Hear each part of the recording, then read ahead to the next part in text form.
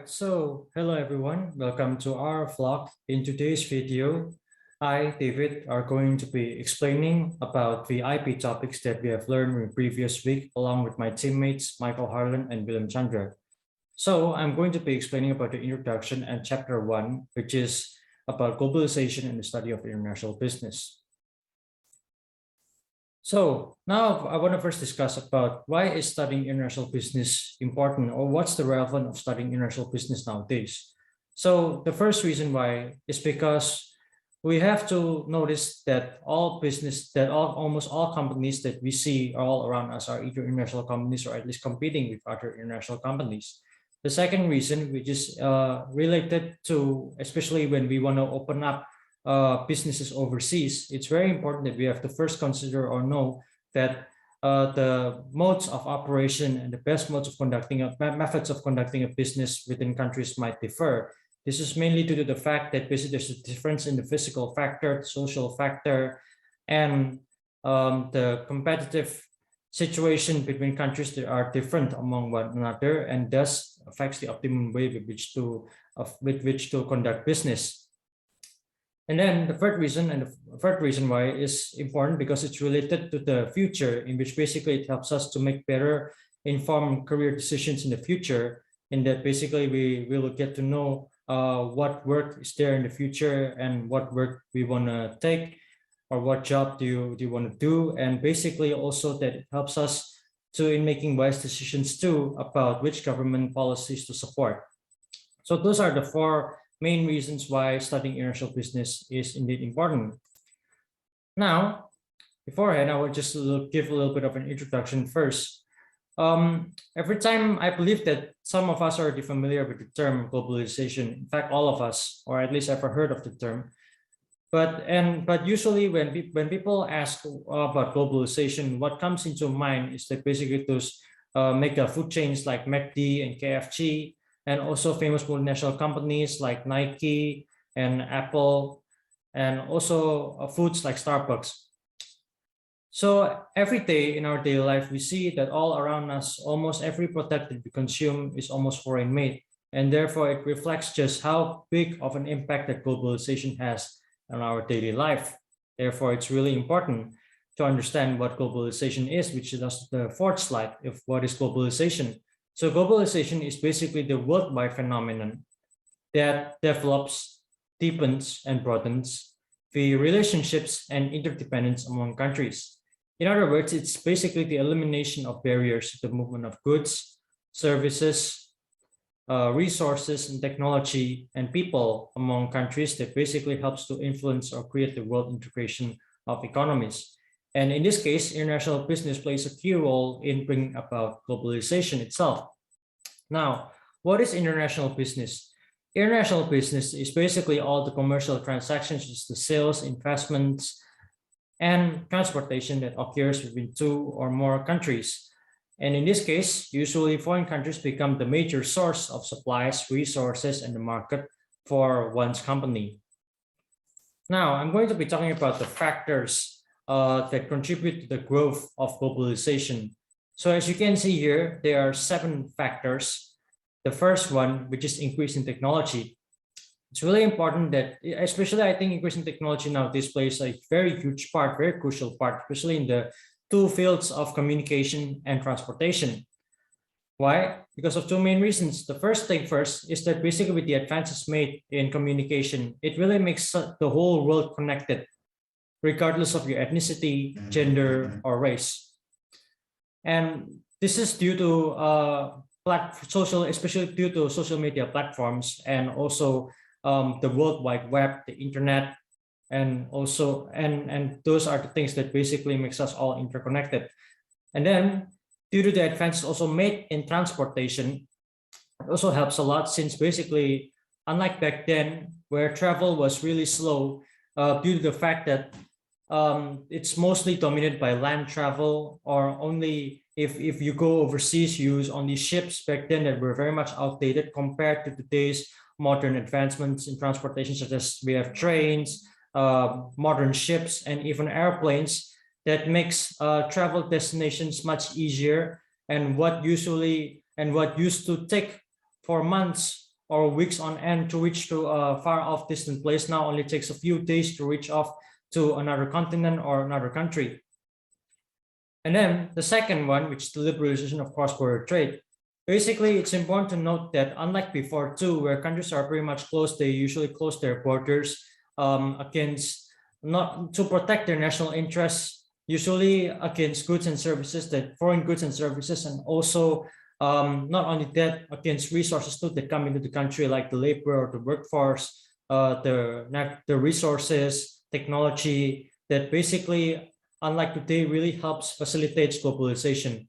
But now times have changed, situations have changed, in which basically now countries are becoming more open to trade, and thus they lower down their barriers, partly because of three main reasons. The first one is because citizens nowadays want a greater variety of goods and services at lower prices, especially in consuming foreign products. Now, because of this, basically this competition, there's this intense competition that spurs domestic producers to become more efficient. And last but not least, basically, with countries opening up trade and lowering down their barriers, they hope to induce other countries into doing the same, that is to lower their barriers in turn. Now, about the development of services, basically, just like I mentioned ago in regards to communication technology, nowadays there have been development of a lot of services that helps to facilitate or accommodate the growth of international business. Just like what we can see that most governments nowadays, they put a lot of funds, invest a lot to basically improve their airports, their airlines, their seaports, and even shipping companies in order to better facilitate international trade and to open their country more for foreign income or foreign companies to go into their country to invest.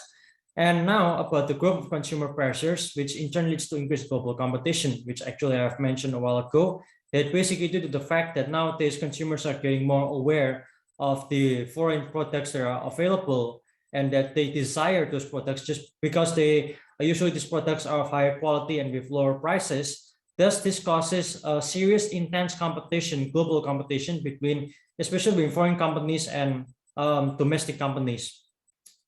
Now, in changes in the political situation, basically, it's important to note that changes in political situation also cause globalization. Just like what we can take from the example of the country of Myanmar. You see, it was kind of interesting to see that Myanmar used to be a very close country because it is a communist country.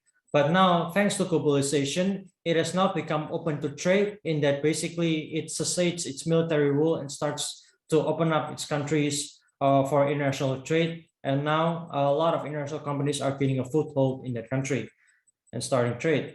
And now, last but not least, about the expansion of cross-national cooperation. So again, in order to be able to cope up or to meet up with the demand of the market, in which basically people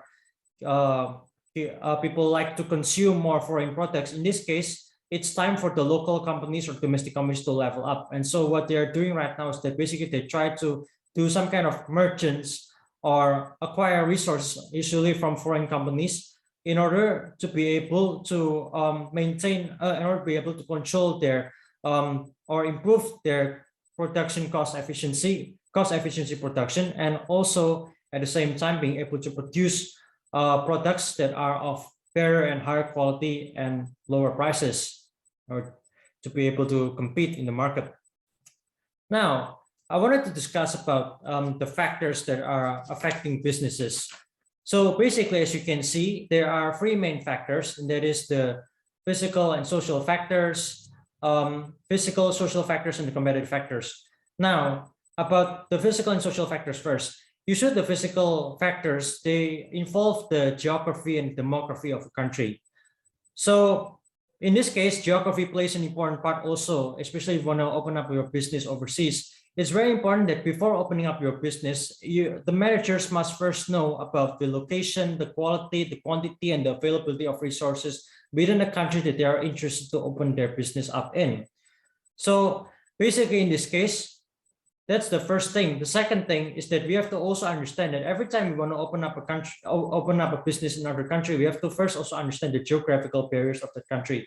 Like usually it's the natural barriers, like for example, the forests or jungles, deserts. because those geographical barriers can sometimes inhibit, or seriously affect the communication distribution channels.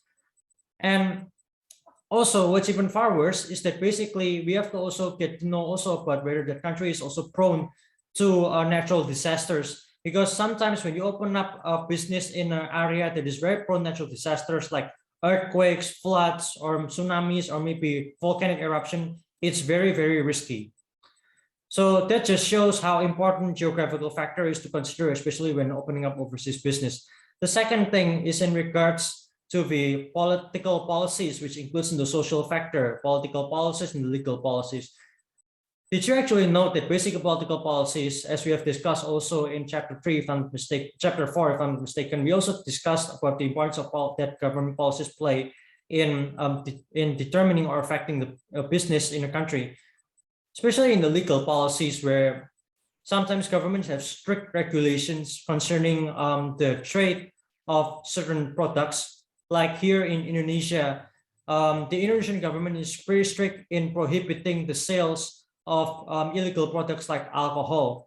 So basically, alcohol consumption is kind of banned in this country, and I believe that it will cause a great impact, especially for alcohol industries that wanted to open up in this country.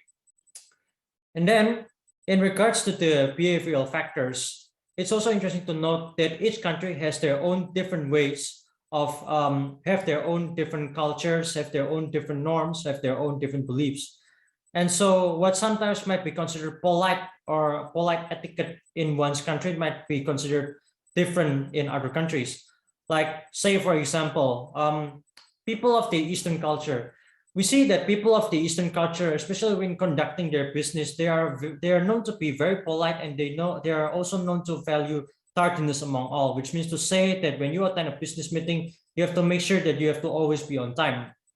Unlike here in Indonesia, it's kind of surprising because there are some people, which is foreign expats, who say that Indonesian people are more laid back, more relaxed, more chill, in other words, than people of the Eastern culture, since sometimes they don't really pay attention to tardiness. So for example, if you come late to a business meeting, it's still okay. And so that clearly shows the difference between in the behavioral factors between countries. And now about the economic forces too. So the economic forces basically concerning things such as the country differences in the cost, currency values, and the market size. So it's very important that every time we want to open up our business or trade in other countries, we have to first also know about the cost of the standard cost of the standard cost that usually businesses open up in countries, the currency values, and the market size within that country. And then now we're talking about the competitive factors, in which there are three. That is the competitive strategy for product. It's very important that basically companies should be able to do differentiation strategies. And what I mean by differentiation strategies in this case, that basically they should be able to implement two strategies, and that is to develop a favorable brand image while at the same time developing unique characteristics, especially to the R&D efforts. By doing this will really ensure the success of overseas company. Like just take for example, Fiat company. Those Italian car manufacturing company. It's really interesting that basically this company uses two kind of strategy. That is the cost strategy, which is basically in that they shift the fabrication of engine plants to countries like China, where the production costs are low, while they sell their products instead to countries which are cost sensitive, like say India and Argentina. And also what's even interesting to note is that they also use the high price focus strategy in order to develop luxury products such as their Alfa Romeos, Maseratis, and Ferraris. And then so the second one, which is company resources and experience in host country, and the last is competitors face in each market, also affects businesses. Now, about why companies engage in international business. So there are basically three main reasons. The first one, which is sales expansion. It's very important. We see that nowadays there are more potential customers throughout the whole world that is not found anywhere else in a single country. And because of this, usually companies wanted to purchase international sales because they believe that by doing this, they'll be able to reach to a wider market, and thus gain a lot more potential market and thus gain more potential profits too. That's the main reason why they do sales expansion. And then the second reason why is because of to acquire resources.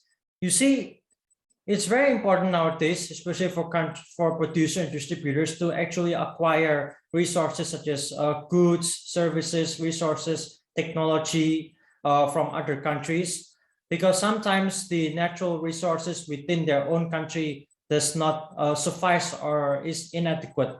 Therefore it's very important that basically countries are able to acquire resources from each other.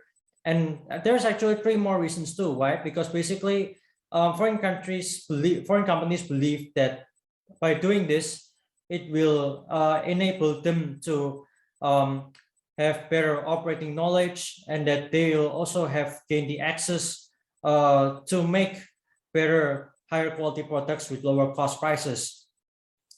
And last but not least is diversification to reduce risk. Just like the saying goes, where you should not put all your eggs in one basket. Indeed, this is also the case for the world of business.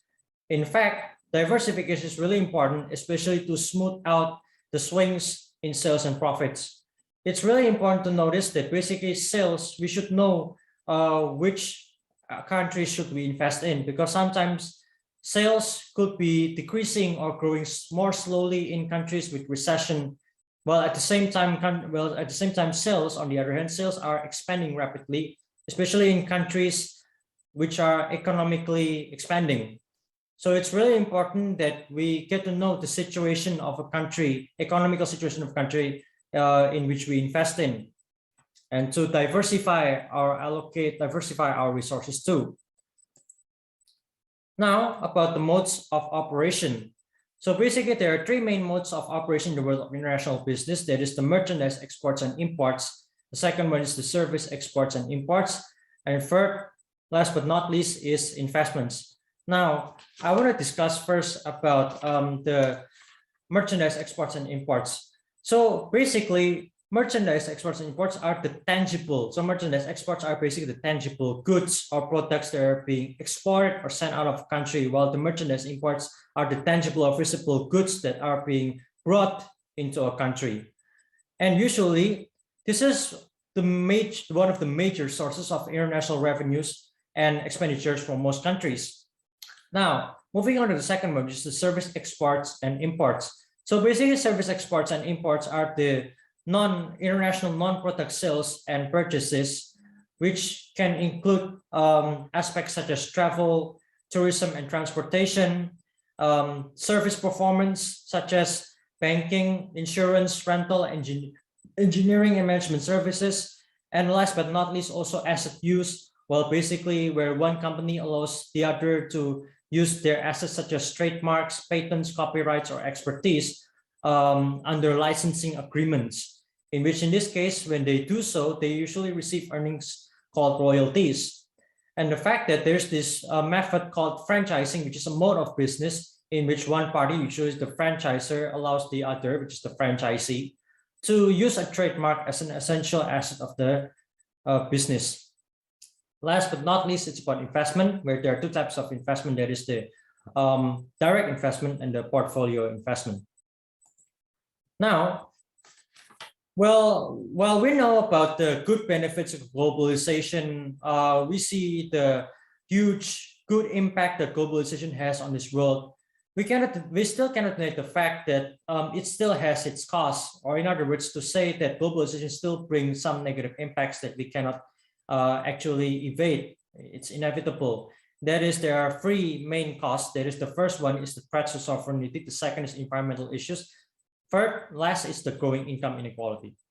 So basically like this, threats to sovereignty. So as like you can see in this picture, it's a really interesting caricature really, because basically, especially in the case of small economies interdependence, there are these small countries like where they usually have small land masses, and thus they have fewer resources, and sometimes there are instances where there's small population too. And because of this, they become over dependent on larger countries, which usually have those blessed with abundant natural resources. That's where basically they get for export and import for international business. And this is not good actually, because basically this makes the small country who is too over dependent can become vulnerable to the foreign mandates coming from that large country to which they are too interdependent upon. And the second one, which is in regards to the environmental issues, basically, this also causes a serious problem, because sometimes it is undeniable that with the rise in a lot of factories, and especially this in the case of international businesses, this relates to the travel or transportation, where we see that due to lots of ships traveling, sometimes they throw a lot of chemical waste overboard, oil or anything like substances like that, chemical substances into the ocean, which really pollutes the seas and pollutes and causes severe sea pollution. And also another thing in regards to the air pollution, we see a lot of things, a lot of instances where sometimes planes also can cause air pollution. And also the fact that lots of factories open up, like in countries like in China, usually the air quality is very bad because of the severe air pollution, the smog that's occurring there. And that really causes a huge toll on the environment, which can in turn lead to global warming, which is even far worse. And third, last but not least, is growing income inequality. It's interesting to note that sometimes globalization, this creates a global superstar system where it creates access to a greater supply of low-cost labor and developing competition that leads to winners and losers. And basically, this is not good, because the richer are getting richer, while at the same time, the poor are getting poorer, as in the case of many developing nations that we see today. So those are the three costs or negative impacts of globalization. And now, last, I want to explain about the future of international business. Well, sir, personally speaking, and I believe generally speaking, the future of international business seemed really bright, because we see that despite the pandemic, despite certain difficulties, the world is still somehow able to connect with one another and stay interconnected, especially in large thanks to the social media platforms and the World Wide Web.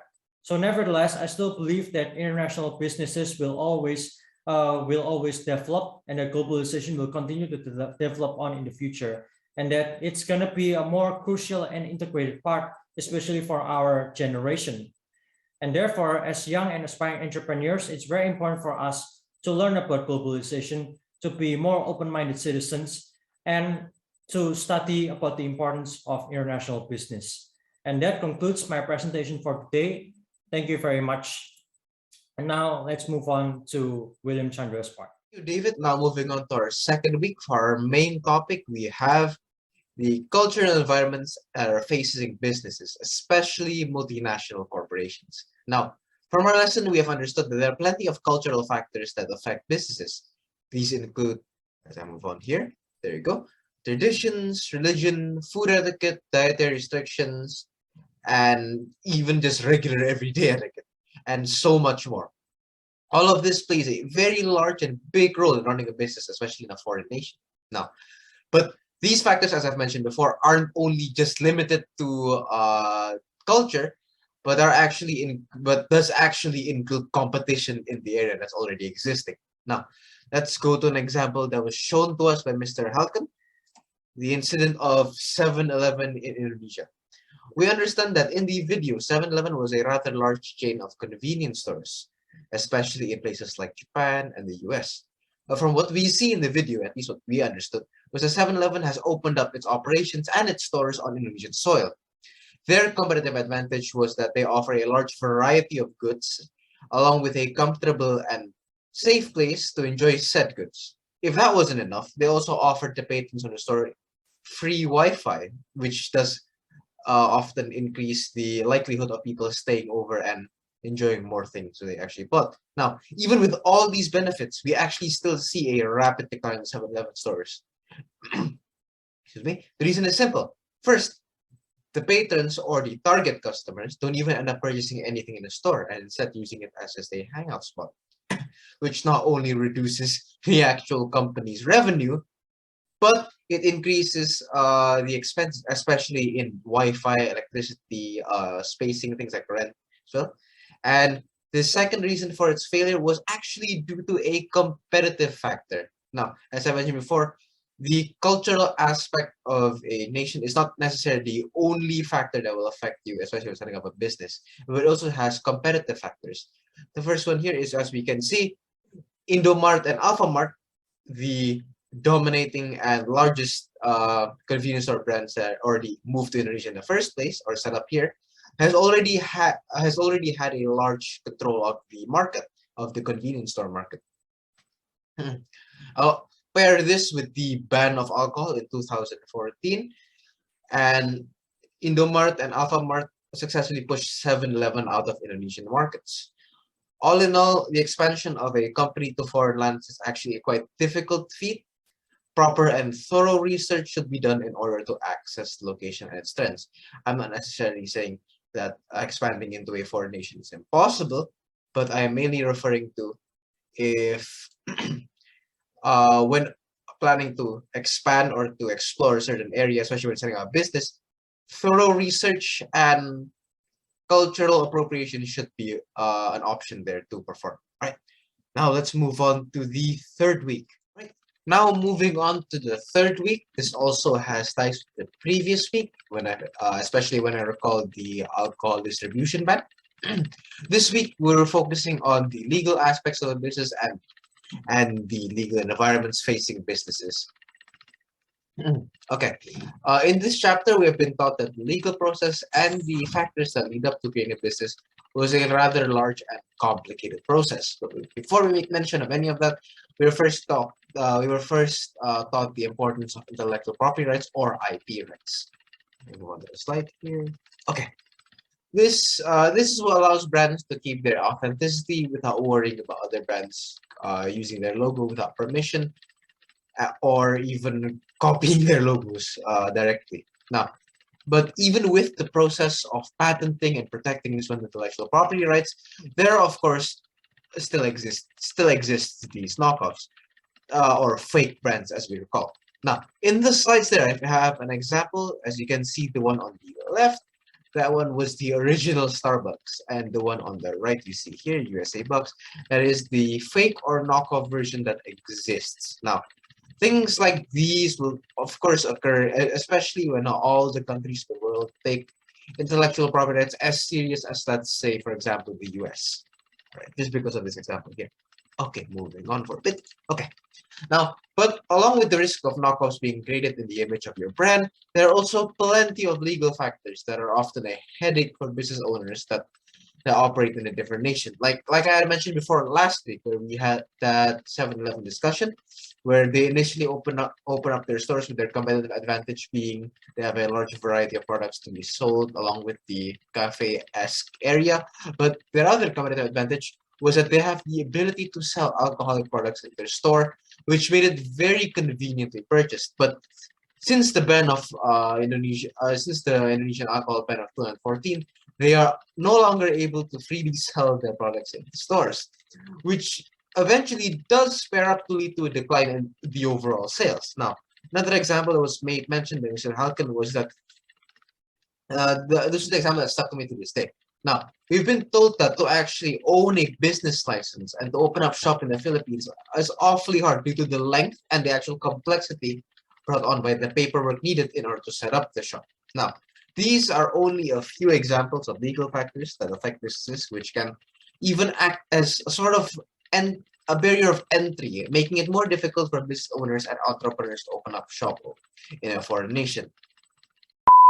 My name is Michael Budi Harlan, and I'll be explaining about the week 4 of International Business Management, which is the economic environment facing business. And in this week 4, we learned about the importance of economic analysis, major dimensions of international analysis, economic analysis, compare and contrast macroeconomics indicators, government adjusts its level of tax rates to monitor and influence a nation's economy. First of all, what is inflation? Is inflation good or bad? In my opinion, inflation is a bad thing because it lowers the amount or the currency of one country which lead to the drastic fall of one's country. And therefore, in my opinion, inflation is not a good thing. Moving on. And this week, we also learned about GNI and GNP, which GNI is the income of a total domestic production and international production activities. And GNP is a value of all goods and services by a nation in a year, plus income earned by citizens from abroad, minus the income by a foreigner who works in from domestic products. There's also GDP. GDP is a gross domestic product. It is the final value of all services and goods from a country in a year of total consumers, investments, government spendings, plus the value of exports minus imports. So the formula of GDP is C plus I plus G plus net export. There are ways to improve the power of GNI. It's by per capita conversion, rate of change, purchasing power parity, degree of human development, and green measures. And there's other features of a company, such as inflation, unemployment, debt, income distribution, poverty, labor costs, productivity, and balance of payment. That is all from me. Thank you.